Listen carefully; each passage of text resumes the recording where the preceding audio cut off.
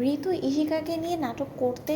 গিয়ে এবার জীবিত ইশিকাকে নিয়েই কুসুম অসতোষ প্রামাণিকের সামনে হাজির হয়ে গেল। হ্যাঁ বন্ধুরা, ভিডিওতে লাইকতে দেখতে থাকুন। যে মুহূর্তে কিনা দেবলীনা এবং অসতোষ প্রামাণিক মিলে হাসাহাসি করতে থাকে এবং বলতে থাকে যে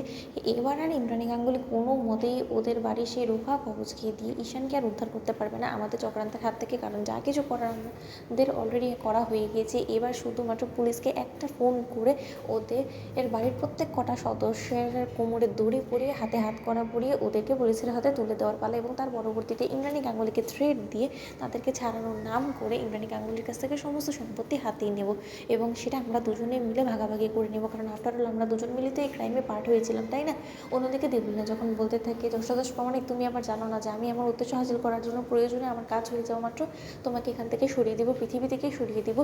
কিন্তু সর্বপ্রথম আমাকে ইশিকাকে এখান থেকে অনেকটা দূরে সরিয়ে দিতে হবে, কারণ বলা যায় না ওই কুসুম সরকার যথেষ্ট পরিমাণে চালাক প্রজাতির একটা মেয়ে। ও যদি কোনো মতে একবার জানতে পেরে যায় যে না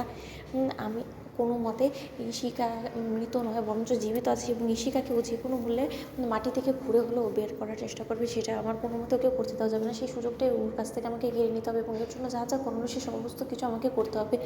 কিন্তু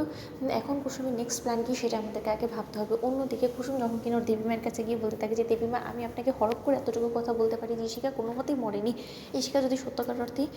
মরে থাকতো তাহলে ইশিকার মার্ডারের কোনো একটা রিপোর্ট পুলিশের কাছে থাকতো, কিন্তু সেটা যখন পুলিশের কাছে নির্ধারণ হিসেবে বুঝতেই পারছেন যে এই সমস্ত কিছু একটা সম্পূর্ণ ভুয়া বানোয়াট গল্প ঈশান সাহেবকে ফাঁসানোর জন্য, কারণ ঈশান সাহেব ওনাদের মূলত খুব ইজি টার্গেট, এবং ঈশান সাহেবকে টার্গেট করা মানে সে খুব ভালো করেই জানে যে গাঙ্গুলি পরিবারকে আঘাত করতে পারবে, কারণ গাঙ্গুলি পরিবারের মধ্যে কেউ কোনোভাবেই চাইবে না ঈশান সাহেবের জীবনে কোনো রকম কোনো ক্ষতি হোক, তার কারণ সে এখন বিবাহিত এবং তার কারণে অনুশ্রীর জীবনে প্রভাব পড়বে, এবং সেই প্রভাবটা যাতে অনুশ্রীর জীবনে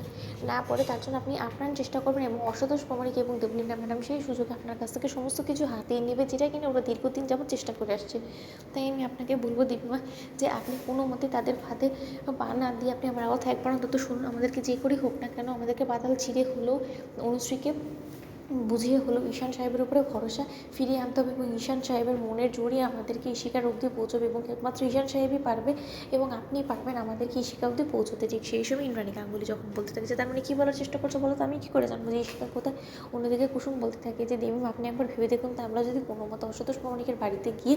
আমরা সেখানে গিয়ে তার উপরে নজর রাখার চেষ্টা করি, এবং সেই ক্ষেত্রে আমরা যদি কোনো মতে একবার জানতে পেরে যাই যে না অসতোষ প্রমাণিক ঠিক কোথায় ইশিকা ম্যাডামকে লুকিয়ে রেখেছে, এবং সেখান থেকে যদি আমরা একবার ইশিকা ম্যাডামকে উদ্ধার করে আনতে পারি, তাহলে আমার দীর্ঘ বিশ্বাসে আমরা ঈশান সাহেবকে নির্দোষ প্রমাণ করে ফেলতে পারবো। ঠিক সেই সময় ইন্দ্রাণী গাঙ্গুলি বলতে থাকে যে তোমার এতটা আস্থা আছে ঈশানের উপরে, ঈশান কোনো মতে করতে পারে না, আমার মা হিসেবে তোর উপরে এই বিন্দুমাত্র ভরসা নেই। তো বন্ধুরা, লাইক এবং শেয়ার করে সাবস্ক্রাইব করতে ভুলো না।